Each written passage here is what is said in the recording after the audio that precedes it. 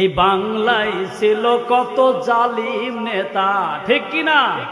এই বাংলায় ছিল কত জালিম নেতা, শোনায়েছিলাম আমরা কোরআনের কথা। এই বাংলায় ছিল কত জালিম নেতা, শোনায়েছিলাম আমরা কোরআনের কথা। ওরা ছিল সবাই কপাল পোড়া, হতে পারিনি ওরা ইসলামের নেতা। লা ইলাহা, জবান খুলে লা ইলাহা।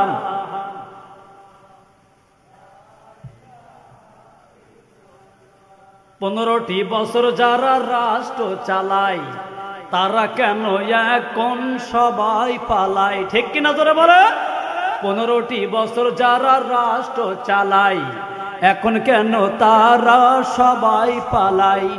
মানুষের অধিকার নষ্ট করে থাকা যায় না বাংলায় জনম ভরে। লা ইলাহা, আরে জবান খুলে বলেন না কেন? লা ইলাহা, এ কালিমা লা ইলাহা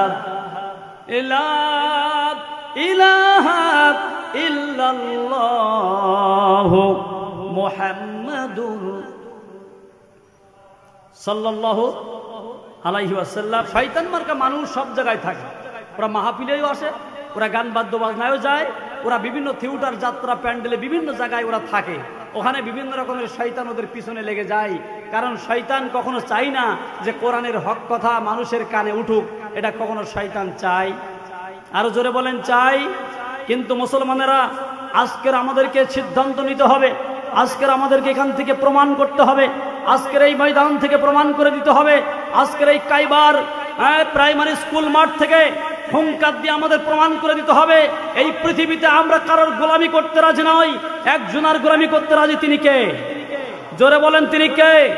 আমরা আকাশ বাতাস মুখরিত করে পৃথিবীর সবচাইতে বড় একটি ডাক, পৃথিবীর সবচাইতে বড় একটি স্লোগান, যেটা কোনো ট্রাম্পের স্লোগান নয়, ডক্টর ইউনূসের স্লোগান নয়, বিগত সরকারের কোনো স্লোগান নয়, কোনো রামপন্থী বামপন্থীদের স্লোগান নয়।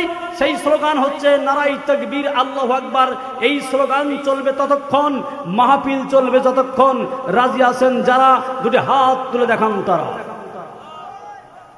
নারায়ে তাকবীর, নারায়ে তাকবীর। না, আপনাদের এই স্লোগানে আমি বুঝতে পারলাম ওয়াজ এখানেই শেষ হয়ে যাবে। আপনারা স্লোগান দিচ্ছেন যেটা, সেটা বোঝা গেল 5 তারিখের পরের স্লোগান না, এটা 5 তারিখের আগের স্লোগান, ঠিক কিনা জোরে বলে?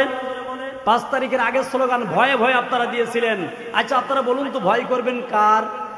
আরো জোরে বলেন কার? আল্লাহর ভয় করতে হবে।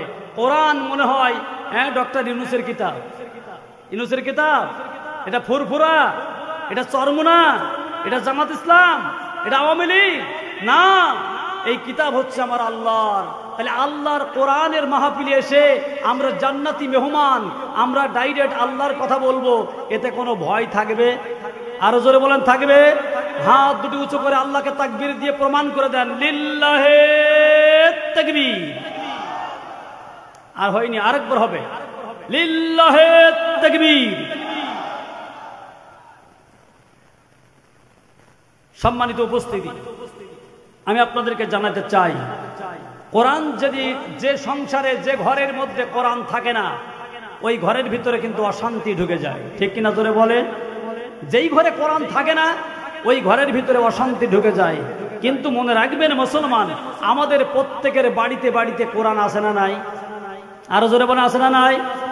কে ফুরফুরা, কে চরমোনা, কে মানিকগঞ্জ, কে আটরশি, কে জামাত ইসলাম, কে আওয়ামী লীগ, কে বিএনপি, এটা বড় কথা নয়। বড় কথা প্রত্যেকটা মুসলমান আছে যেখানে কোরআন থাকবে সেখানে, ঠিক কিনা জোরে বলে?